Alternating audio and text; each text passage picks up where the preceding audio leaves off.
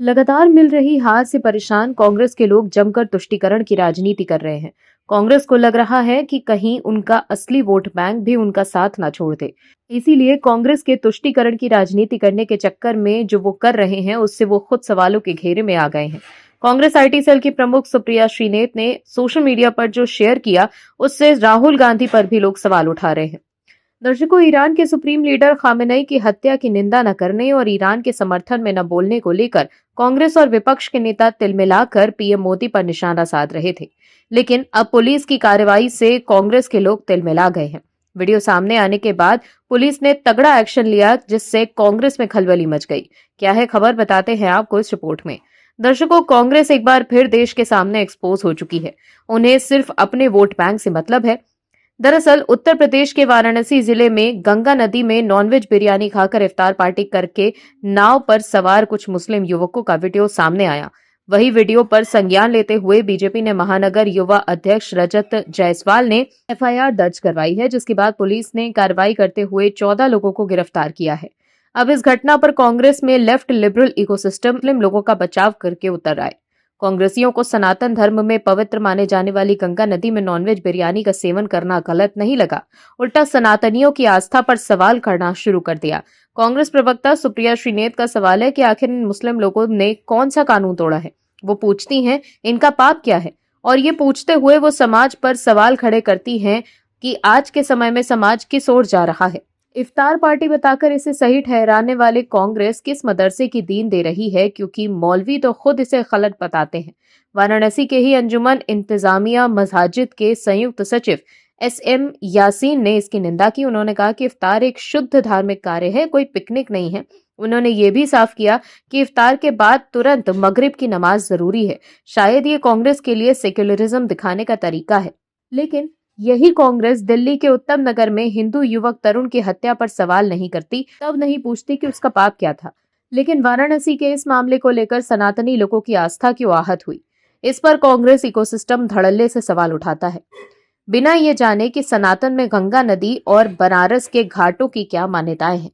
कांग्रेस गंगा नदी पर नाव में सवार होकर किए गए इफ्तार की दावत का एक वीडियो एक्स पर शेयर कर सुप्रिया श्रीनेत ने लिखा है कि वाराणसी में गंगा नदी पर एक नाव पर इफ्तार की दावत देने वाली 14 मुस्लिम पुरुषों के खिलाफ एफआईआर दर्ज की गई है। उन्होंने किन कानूनों का उल्लंघन किया है? उन्होंने कौन सा गुनाह किया है? हम किस दिशा में जा रहे हैं? बीमार मानसिकता। वहीं एक दूसरी पोस्ट में सुप्रिया श्रीनेत ने एक्स पर लिखा कि देश की तमाम जगहों और राजधानी दिल्ली तक के बेहद घटिया नफरती भड़काऊ वीडियो सामने आ रहा है। खुलेआम मुसलमानों के लिए ऐसे शब्दों का इस्तेमाल किया जा रहा है। यहाँ लिखना मुमकिन नहीं है, लेकिन न पुलिस, न प्रशासन, न कोर्ट किसी के कान पर जू नहीं रेंग रही। कानून की धज्जियां उड़ रही हैं। नफरत का नंगा नाच चल रहा है। जो बातें सोचने में विभत्स लगती हैं, वो बेखौफ कही जा रही हैं। गुंडे, मवाली, आतंकियों को कानून का कोई डर ही नहीं रह गया है। मोदी के बनाए इस नए इंडिया में मुसलमानों के खिलाफ इतनी नफरत, इतना जहर घोला गया है कि उनके खिलाफ हिंसा और मारने काटने की बात बेझिझक कही जा रही है।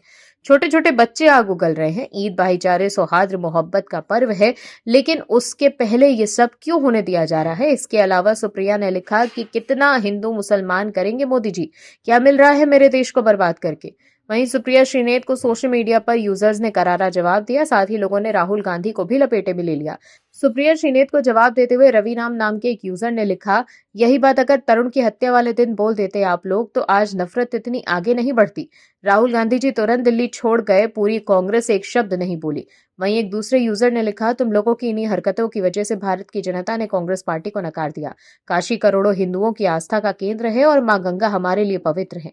वहीं एक यूजर ने लिखा, कांग्रेस की क्यों जल रही है? तुम लोग सत्ता में भी नहीं आने वाले। बीजेपी अभी 2034 तक राज करेगी। वहीं एक यूजर ने लिखा कि जब तरुण की हत्या की गई थी, तब कहां चली गई थी ये चीजें। वहीं एक यूजर ने लिखा कि इतना दर्द आपको हिंदू समुदायों के लिए क्यों नहीं होता। वहीं एक यूजर ने लिखा है कि चुनाव आते ही कोर्ट के ऊपर जनेऊ पहनकर दत्तात्रेय ब्राह्मण बनने का ढोंग करने वालों का असली चेहरा यही है।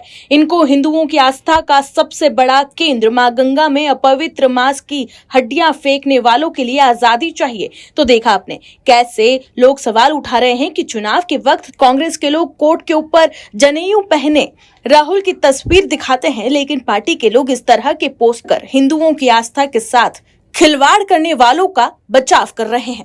इसके अलावा गंगा में इफ्तार दावत पर यूपी पुलिस की कार्रवाई से कांग्रेस नेता पवन खेड़ा भी तिलमिला गए। अपना वीडियो बयान एक्स पर शेयर कर पवन खेड़ा ने लिखा कि ये इम्तिहान की घड़ी है। क्या हम अपने धर्म को, अपनी सभ्यता को, अपनी विरासत को, अपने देश को इन गुंडों के हाथों सौंप देंगे? तो देखा आपने कैसे कांग्रेस को सोशल मीडिया पर करारा जवाब दिया गया और लोग कांग्रेस नेता से पूछ रहे हैं कि इतना दर्द आपको हिंदू समुदायों के लिए क्यों नहीं होता।